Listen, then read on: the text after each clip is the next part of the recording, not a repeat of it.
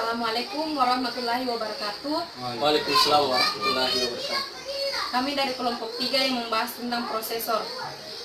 Sebelumnya, kami akan memperkenalkan diri. Nama saya Reski Kayanti, NIM 212280034, dan di samping kanan saya, Perkenalkan, nama saya Rustandi, NIM 212280269. dan di samping kiri saya. Perkenalkan, nama saya Dika Sondri, NIM 212280038. Baiklah, langsung saja kami akan memulai penjelasan tentang prosesor.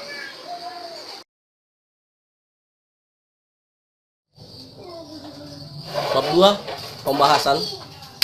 Yang pertama itu adalah pengertian dan sejarah prosesor. Prosesor merupakan otak dan pusat pengendali komputer yang didukung oleh komponen lainnya. Prosesor adalah sebuah IC yang mengontrol keseluruhan jalannya sebuah sistem komputer. Prosesor digunakan sebagai pusat atau otak dari komputer yang berfungsi melakukan perhitungan dan menjalankan tugas. Prosesor adalah chip yang sering disebut mikroprosesor yang sekarang ukurannya sudah mencapai gigahertz. Bagian dari prosesor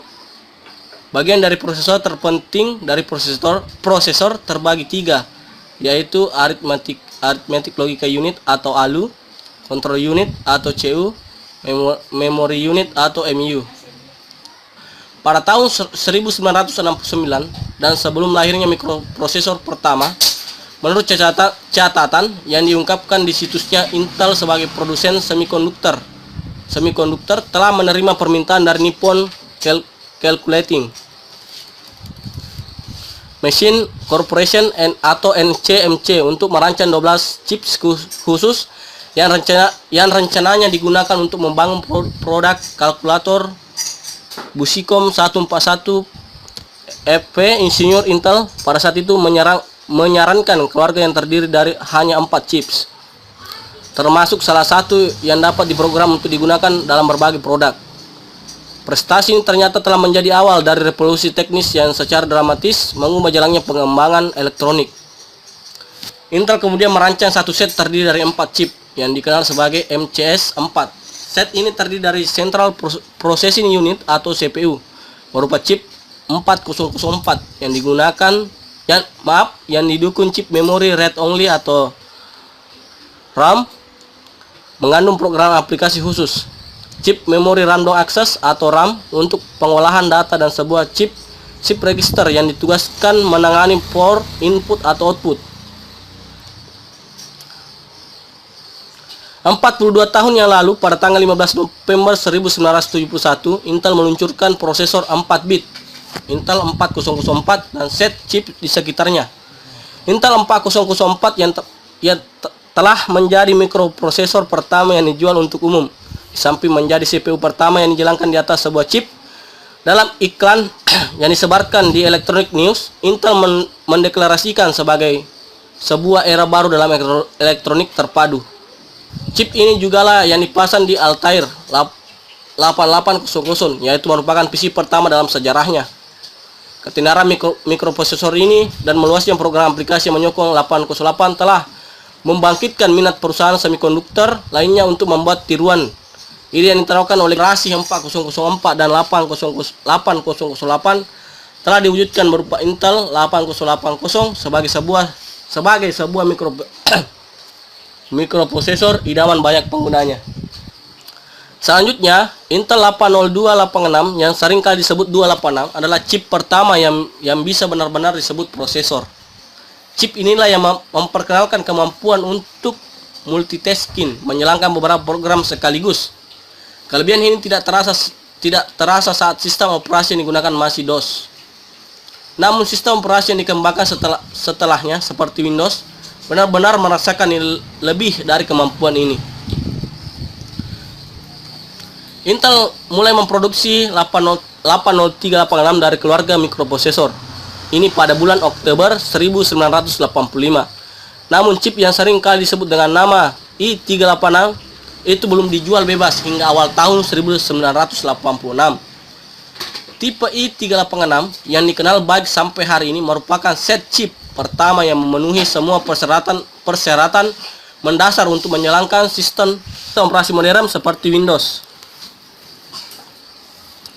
dan Linux. Didorong oleh keinginan untuk mendesain chipset yang lebih terjangkau, Intel kemudian meluncurkan tipe 80486 pada tahun 1989. Sistem yang menggunakan CPU Intel 80486 menunjukkan kinerja yang lebih baik, lebih cepat dengan tersedianya 8048. Penggunaan PC mulai bisa menjalankan program dengan klik tanpa perlu mengetikkan perintah satu persatu. Chipset ini juga mendukung tampil layar berwarna dan dioperasikan relatif cepat. Pada tahun berikutnya, prosesor Intel Pentium diperkenalkan pada tanggal 22 Maret 1993 menggunakan tipe Pentium. Tersedia kinerja uang cukup besar sebagai prosesor untuk misalnya lebih mudah memadukan data-data real berupa suara, tulisan tangan, dan foto. Merek dagang Pentium pun dengan cepat mendunia dan hingga kini masih dirasakan keberadaannya. Kemudian memenuhi keinginan pasar, Intel memulai menciptakan prosesor unik untuk segmen pasar yang spesifik. Pentium 2 Xeon yang hadir pada tahun 1998 mengandung inovasi teknis yang dirancang khusus untuk mengakomodasi kebutuhan komputer server.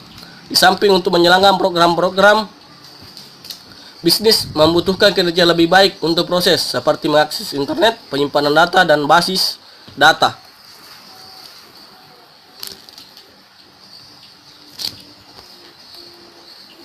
Kemudian langsung saja, ini merupakan kelanjutan dari perkembangan prosesor, yaitu pada tahun 1998 prosesor Intel Celeron dengan kecepatan 266 MHz, transistornya 7,5 million, manufacturing teknologi 0,25 mikron. Kemudian selanjutnya 1999 prosesor Intel Pentium 3 dengan kecepatan 600 MHz, transistornya itu 9,5 million, manufacturing teknologi 0,25 mikron. Kemudian pada tahun 2000 prosesor Intel Pentium 4 dengan kecepatan speed 1,5 GHz, transistornya 42 million, kemudian manufacturing teknologi 0,18 mikron. Kemudian pada tahun 2001 Intel Xeon prosesor dengan kecepatan speednya 1,7 GHz, transistornya 42 million, manufacturing teknologi 0,18. Kemudian pada tahun 2003 prosesor Intel Pentium M dengan kecepatan 1,7 GHz, transistornya 55 million, manufacturing teknologi 900 nm. Selanjutnya itu pada tahun 2006 prosesor Intel Core 2 Duo dengan kecepatan 266 GHz, transistornya 291 million, manufacturing 65 nm. Pada tahun 2008 prosesor Intel Core 2 Duo dengan speed 2,4 GHz, transistornya 410 million, manufacturing teknologi 45 nm.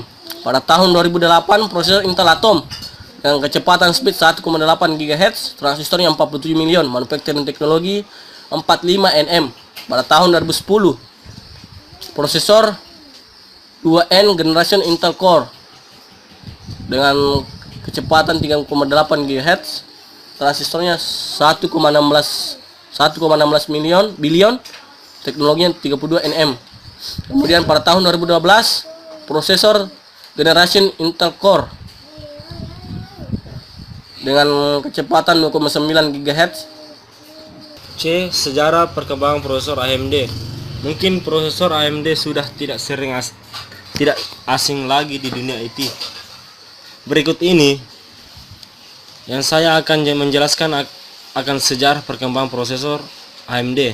Akan tetapi sebelum sampai pada sejarah perkembangannya, saya akan menjelaskan akan apa itu prosesor AMD. AMD adalah singkatan dari, bisa Anda lihat sendiri, yang merupakan salah satu jenis prosesor yang dipakai hingga saat ini.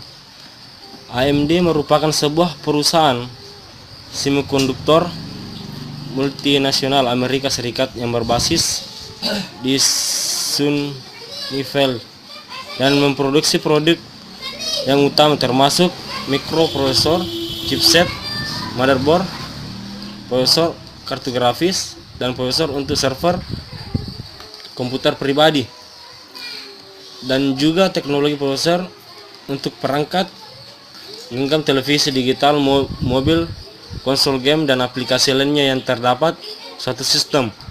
Pada sejarah perkembangannya memiliki 9 jenis, yaitu dimulai dari AMD K5, 2 AMD K6, 3 AMD Duron, 4 AMD Athlon, 5 AMD Athlon, 6 AMD Athlon 64 FX, 7 AMD Sempron, 8 AMD 9 AMD Opteron. Ini adalah gambar beberapa jenis-jenis prosesor Intel dari tahun 2001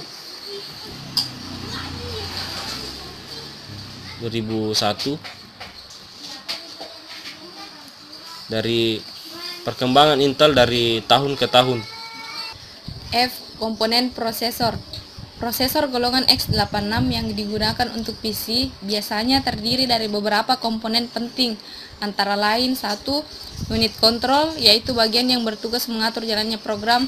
2. Unit eksekusi, bagian yang melakukan operasi terhadap data yang terdiri dari A. ALU Arithmetic Logika Unit. ALU sendiri terdiri dari device memori kecil yang dikenal dengan nama register. Pada register inilah informasi-informasi disimpan selama pemrosesan data sedang berlangsung. ALU juga terdiri dari sirkuit-sirkuit untuk mengevaluasi informasi, misalnya adder dan comparator, yang memanipulasi data sesuai instruksi yang terprogram. FPU atau Floating Point Unit berfungsi untuk memproses data berupa bilangan floating point. Cara kerja prosesor. Bagaimana cara kerja prosesor dalam memproses sebuah aplikasi? Prosesor terdiri dari 4 elemen yang melakukan operasi terhadap data. 4 elemen itu instruksi, petunjuk instruksi, beberapa register, dan ALU Arithmetic Logic Unit. Petunjuk instruksi akan memberi tahu prosesor di mana instruksi dari sebuah aplikasi diletakkan di memori. Cara prosesor melakukan tugas. Penunjuk instruksi mengarahkan fetch instruksi ke sebuah spot di memori yang menampung sebuah instruksi. Fetch kemudian menangkap instruksi tersebut dan memberikannya ke decoder instruksi. Kemudian mengamati instruksi tersebut dan menentukan langkah selanjutnya untuk melengkapi instruksi tersebut. ALU kemudian mengerjakan perintah yang diminta instruksi, menambah data, membagi data, atau memanipulasi data yang ada. Setelah prosesor menerjemahkan dan mengerjakan instruksi, unit kontrol memberitahukan fetch instruksi untuk menangkap instruksi berikutnya di memori. Proses ini berlangsung terus-menerus dari satu instruksi ke instruksi berikutnya dalam suatu langkah yang rumit untuk menciptakan hasil yang dapat dilihat di monitor. Untuk meyakinkan semua itu berjalan dalam satu kesatuan waktu, bagian itu memerlukan suatu clock generator. Clock generator meregulasi setiap langkah yang dikerjakan prosesor, seperti sebuah metronom. Sebuah clock generator mengirim pulsa-pulsa elektrik untuk menentukan langkah yang harus dikerjakan prosesor. Pulsa tersebut diukur dalam jutaan langkah per detik atau megahertz yang dikenal sebagai ukuran kecepatan prosesor. Semakin banyak pulsa dibuat, semakin cepat kerja prosesor. Bagaimana cara kerja prosesor dalam memperoleh banyak aplikasi? Untuk meningkatkan kinerja komputer, pembuat chip prosesor menempatkan sebuah arithmetic logic unit atau ALU di dalam prosesor.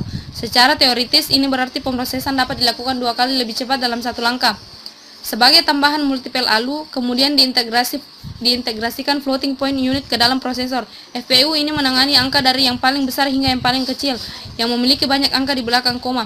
Sementara FPU menangani kalkulasi semacam itu, ALU menjadi bebas untuk melakukan tugas lain dalam waktu bersamaan untuk meningkatkan kinerja. Prosesor juga menambah kecepatan pemrosesan instruksi dengan melakukan pipelining instruksi atau menjalankan instruksi secara paralel satu dengan lainnya. Eksekusi dari sebuah instruksi memerlukan langkah yang terpisah. Sebagai contoh, fetching dan decoding sebuah instruksi. Sebenarnya, processing harus menyelesaikan sebuah instruksi secara keseluruhan sebelum melanjutkan ke instruksi berikutnya. Sekarang sirkuit yang berbeda menangani langkah yang terpisah tersebut. Begitu sebuah instruksi telah selesai dalam satu langkah, untuk dilanjutkan ke langkah berikutnya, transistor yang mengerjakan langkah pertama bebas untuk mengerjakan instruksi berikutnya, sehingga akan mempercepat kerja pemrosesan. Sebagai tambahan, untuk meningkatkan kinerja prosesor adalah dengan memprediksi cabang-cabang instruksi, yaitu memperkirakan lompatan yang akan dilakukan sebuah program dapat dilakukan. Eksekusi secara spekulatif, yaitu mengeksekusi cabang instruksi yang ada didapat, dan penyelesaian tanpa mengikuti urutan, yakni kemampuan untuk menyelesaikan sebuah seri instruksi tidak berdasarkan urutan normal. Bagaimana prosesor membagi tugas dalam menjalankan banyak aplikasi? Pemrosesan instruksi dalam proses dibagi atas 2 tahap. Tahap pertama disebut instruction fetch, sedangkan tahap kedua disebut instruction execute. Tahap pertama berisikan pemrosesan prosesor di mana control unit mengambil data dan instruksi dari main memory ke register, sedangkan tahap kedua berisikan pemrosesan prosesor di mana control unit menghantarkan data atau instruksi dari register ke main memory untuk ditampung di RAM. Setelah instruction fetch dilakukan, waktu pada tahap pertama ditambah dengan waktu pada tahap kedua disebut waktu siklus mesin atau machine cycle time. Penghitung program dalam prosesor umumnya bergerak secara berurutan. Walaupun demikian, beberapa instruksi dalam prosesor yang disebut dengan instruksi lompatan mengizinkan prosesor mengakses instruksi yang terletak bukan pada urutannya. Hal ini disebut juga percabangan instruksi atau branching instruction. Cabang-cabang instruksi tersebut dapat berupa cabang yang bersifat kondisional atau non-kondisional. Penjadwalan CPU adalah dasar dari multiprogramming sistem operasi. Cara kerja dari penjadwalan CPU adalah men-switch CPU di antara proses yang dikerjakan. Bagaimana prosesor membedakan suatu aplikasi dengan aplikasi lainnya? Dalam sebuah komputer akan bekerja apabila mendapat instruksi-instruksi yang dikemas dalam sebuah program. Prosesor dari sebuah komputer hanya dapat mengeksekusi program yang menggunakan instruksi-instruksi yang dapat dikenalinya. Instruksi ini dikenal sebagai instruksi mesin atau machine instruction atau instruksi computer instruction. Kumpulan fungsi yang dapat dieksekusi prosesor disebut set instruksi atau instruction set CPU. Instruksi mesin ini berupa kode-kode biner. Semua bahasa pemrograman, baik bahasa assembler maupun bahasa tingkat tinggi yang digunakan akan diubah menjadi bentuk kode biner oleh sebuah compiler yang biasanya sudah tersedia dalam sebuah bahasa pemrograman, kemudian disimpan dalam memori program. Ketika program aplikasi dipanggil oleh user dan dijalankan, prosesor akan mengenali aplikasi tersebut berdasarkan kode-kode biner yang tersimpan di dalam set instruksi. Setiap program aplikasi memiliki kode-kode biner dan set instruksi yang berbeda satu sama lain sesuai dengan program aplikasinya. Jadi, prosesor dapat membedakan antara satu aplikasi dan aplikasi lain berdasarkan kode-kode biner pada set instruksi aplikasi tersebut. Kelebihan dan kekurangan prosesor. Kelebihan Intel. Temperatur pada Intel dapat diatur oleh prosesor sendiri. Artinya prosesor Intel akan mengurangi kecepatan kinerjanya jika prosesor terlalu panas. Tidak berisik, Intel menang di brand image dan pemasarannya. Mungkin ini dikarenakan Intel ada lebih dulu ketimbang AMD. Harga yang standar, misalnya Intel Pentium 4 kinerjanya sudah lumayan cepat. Prosesor Intel lebih kuat pada aplikasi multimedia. Kekurangan Intel. Jika terjadi kerusakan akan membutuhkan biaya yang cukup mahal karena pada beberapa produk prosesor dan motherboardnya menyatu. Lemah dalam urusan grafis, harus mengeluarkan biaya yang cukup mahal untuk performanya yang hebat. Kelebihan AMD. Harga relatif lebih murah, hypertransport teknologi atau teknologi penggandaan bus pada jalur sistem sehingga data yang dapat diantar dalam satu waktu lebih banyak karena lalu lintas data yang lebih cepat. Integrated Memory Controller memungkinkan prosesor untuk melakukan pengaksesan memori langsung tanpa melewati chipset NOR byte terlebih dahulu. Enhanced Virus Protection, teknologi yang memungkinkan prosesor mendeteksi virus sehingga tidak akan diproses apabila terdeteksi. Cool and Quiet, dengan teknologi ini memungkinkan penggunaan power yang efektif dan sistem yang lebih hening saat menggunakan kinerja sesuai dengan kebutuhan. AMD 64 teknologi yang sangat mumpuni untuk menjalankan aplikasi yang berbasis 64 bit. Kekurangan AMD cepat panas, namun itu dapat diatasi dengan cooler seperti teknologi Ice Cool pada Asus. Itulah tadi penjelasan mengenai prosesor. Lebih dan kurangnya mohon dimaafkan. Semoga bermanfaat ya. Billahi fisabilillah, fastabihul khairat. Assalamualaikum warahmatullahi wabarakatuh. Terima kasih.